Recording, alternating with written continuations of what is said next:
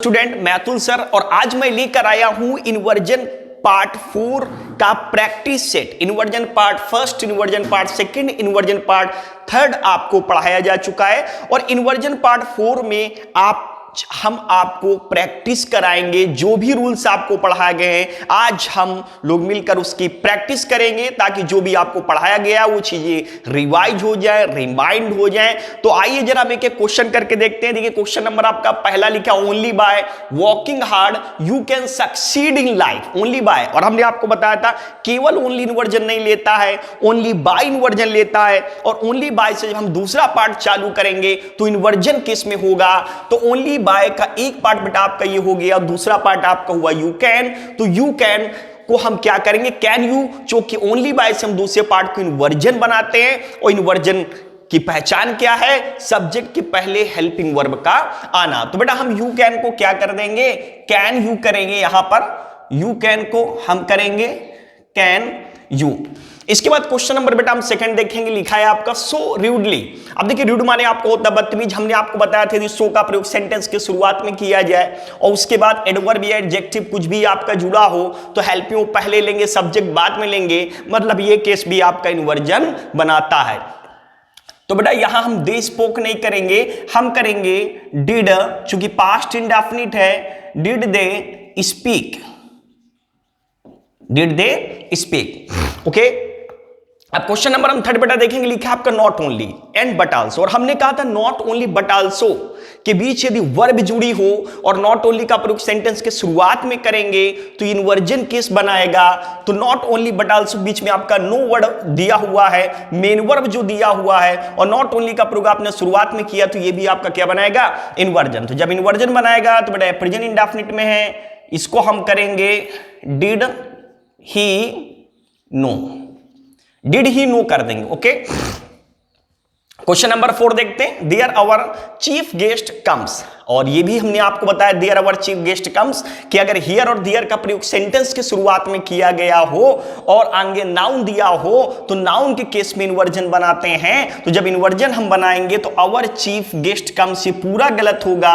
हम कम्स को पहले लेंगे, कम्स, और आवर चीफ गेस्ट आपका बाद में आएगा, आवर चीफ गेस्ट।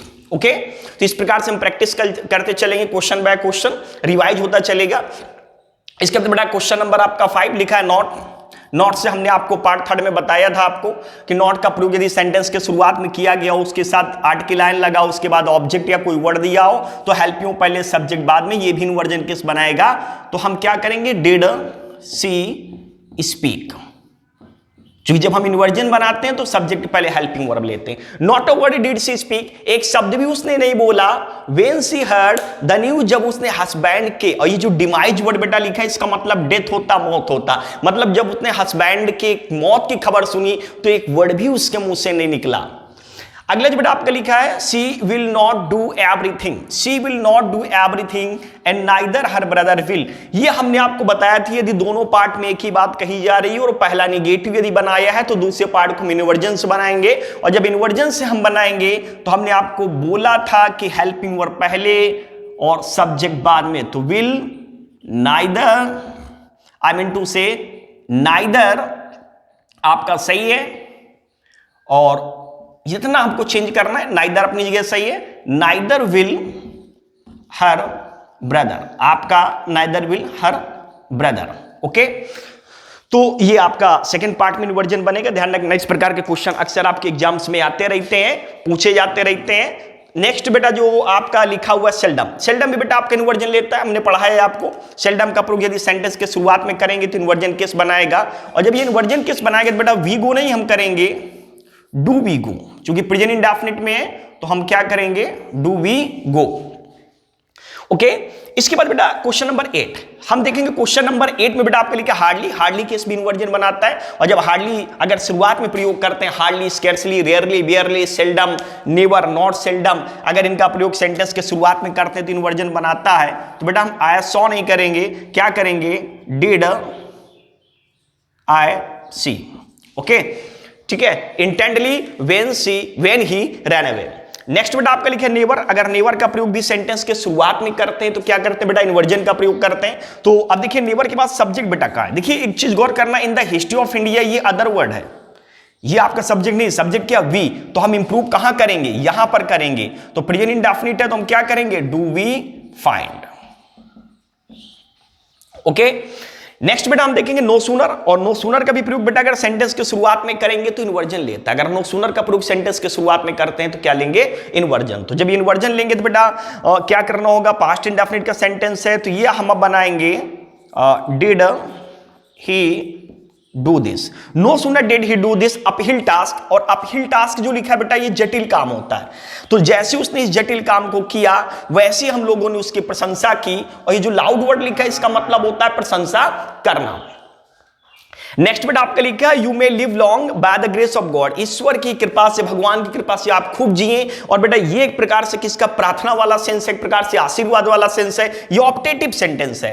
ये इससे भी पहचानते एक्सक्लेमेटरी मार्क्स भी लगता है। और अगर एक्सक्लेमेटरी मार्क नहीं भी लगाते हैं तब भी वो गलत नहीं होता है। तो ध्यान रखना इसमें हम मे पहले लेते हैं, सब्जेक्ट बाद में।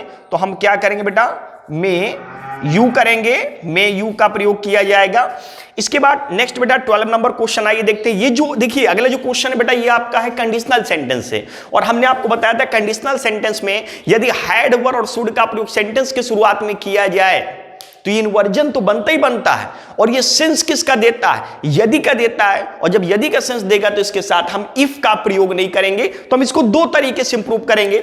या तो इसमें क्या करेंगे, इफ को हम हटा देंगे, या तो ऐसे बना लेंगे, और या तो इसको ऐसे भी बना सकते हैं इफ ही हैड को हमने बना दिया हेल्पिंग वर्ब, फिर इन्वर्जन केस आपका नहीं बना, फिर इफ का प्रयोग कर सकते हैं। लेकिन अगर हैड का प्रयोग सेंटेंस के शुरुआत में करेंगे तो हम इफ का प्रयोग नहीं कर सकते हैं, हैड वर और शुड। तो बेटा एक था क्वेश्चन नंबर आपका 12। अब इसके बाद हम डिस्कस करेंगे क्वेश्चन नंबर 13। तो क्वेश्चन नंबर जो बेटा आपका 13 लिखा हुआ है, आइए देखते हैं क्वेश्चन नंबर 13 में क्या एरर्स है। तो बेटा क्वेश्चन नंबर 13 लिखे राउंड द कॉर्नर। देखिए राउंड द कॉर्नर बेटा एक आपका फ्रेज है, आई मीन टू से फ्रेज। और राउंड द कॉर्नर का हिंदी मतलब होता है नजदीक या निकट। तो ये भी ध्यान रखने दी, राउंड द कॉर्नर का प्रयोग सेंटेंस के शुरुआत में किया जाएगा तो ये भी इन्वर्जन लेता है। और जब ये इन्वर्जन लेगा तो हम हेल्पिंग वर्ब का प्रयोग पहले करेंगे तो और सब्जेक्ट बाद में। तो इज माय एग्जाम, तो बेटा ये आपका बनेगा, ध्यान रखेंगे round the corner is my exam. चूंकि राउंड द कॉर्नर का प्रयोग यदि आप सेंटेंस के शुरुआत में करेंगे तो ये भी आपका इन्वर्जन बनाता है। इसके बाद अगला क्वेश्चन बेटा हम देखते हैं I have not been to any country. अब देखिए I have not been to any country, इसका मतलब है मैं किसी देश में नहीं गया हूं, किसी भी देश में मैं नहीं गया हूं और ना ही मेरे पेरेंट्स गए हैं। तो हमने कहा था सेम थिंग पोजीशन में, कहने का मतलब जब दोनों पार्ट में एक ही बात कही जा रही हो, पहला पॉजिटिव बनाएंगे तो दूसरा पॉजिटिव, पहला निगेटिव बनाएंगे तो दूसरा निगेटिव। और जो दूसरा पार्ट होता है जो पॉजिटिव से बनाते हैं निगेटिव से बनाते हैं तो इन्वर्जन बनता है। और जब इन्वर्जन बनाएंगे तो बेटा नाइदर लेंगे, लेकिन नाइदर के बाद आपने हेल्पिंग वर्ब नहीं लिया है तो हम यहां पर करेंगे नाइदर हैव माय पेरेंट्स। तो नाइदर हैव माय पेरेंट्स बेटा आपका होगा, नाइदर हैव माय पेरेंट्स आपका होगा। ओके, तो ये पेरेंट्स की स्पेलिंग PARENTS होती है। नेक्स्ट अगले बेटा आपका लिखा हुआ है सो वेल। अब हमने कहा था सो का प्रयोग सेंटेंस के शुरुआत में करेंगे, उसके बाद एडजेक्टिव या एडवर्ब कुछ भी जुड़ा हो तो हेल्प यू पहले सब्जेक्ट बाद में। तो आपका ये भी इन्वर्जन लेगा। जब ही ऑर्गेनाइज्ड है, पास्ट इंडेफिनिट है तो हम लेंगे did he organise, did he organise. Okay, इसके बाद question number 16 on no condition. याद होगा हमने आपको बताया था जब स्टेप हम आपको पढ़ाते हैं, रूल्स पढ़ा रहे थे, ऑन नो कंडीशन, यदि ऑन का प्रयोग सेंटेंस के शुरुआत मतलब प्रीपोजिशन का प्रयोग सेंटेंस के शुरुआत में हो, उसके बाद नो लगा हो, ऑब्जेक्ट या कोई अदर वर्ड हो तो इन्वर्जन केस ये भी बनाएगा।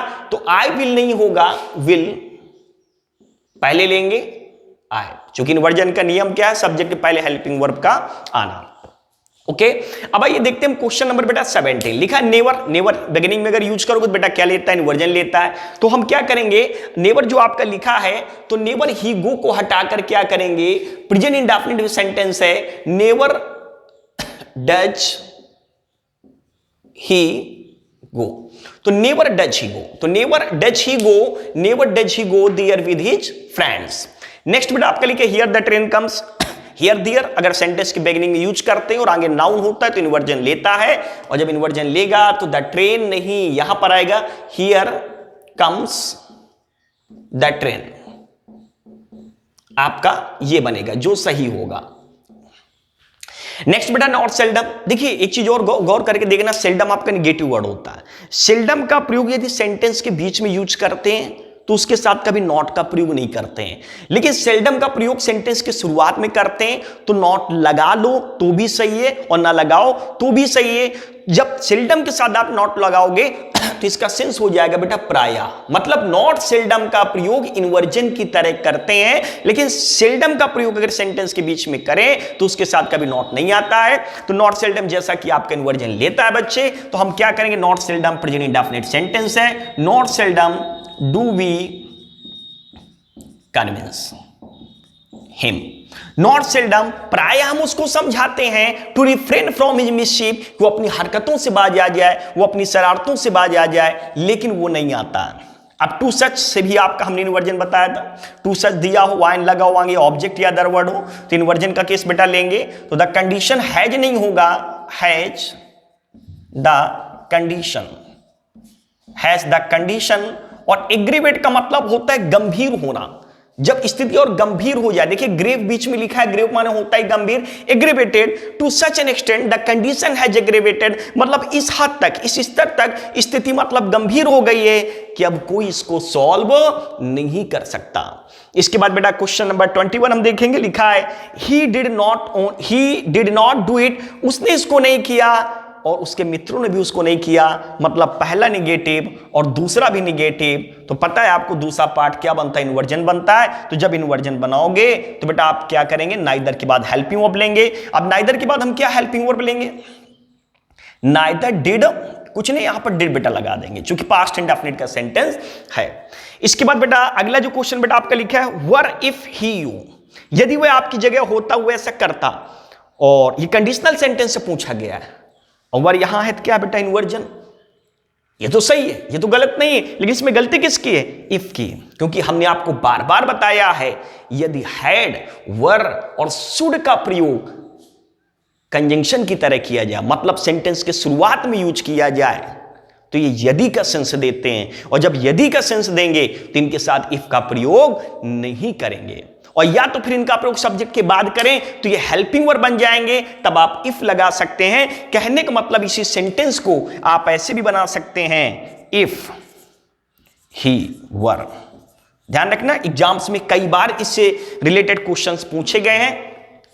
तो ये था बेटा आपका इन्वर्जन पार्ट 4, जिसमें मैंने कुछ एग्जाम्पल्स थे जो भी पढ़ाया गया था उससे रिलेटेड, आज उनका हमने डिस्कशन किया है ताकि रिवाइज हो जाए, आपके दिमाग में चीजें रिमाइंड हो जाए। तो ये पार्ट 4 जो प्रैक्टिस पार्ट का था इन्वर्जन का। अब इसके बाद हम नेक्स्ट टाइम नया टॉपिक लेकर आएंगे ग्रामर में। Thanks for watching this video and wait till then.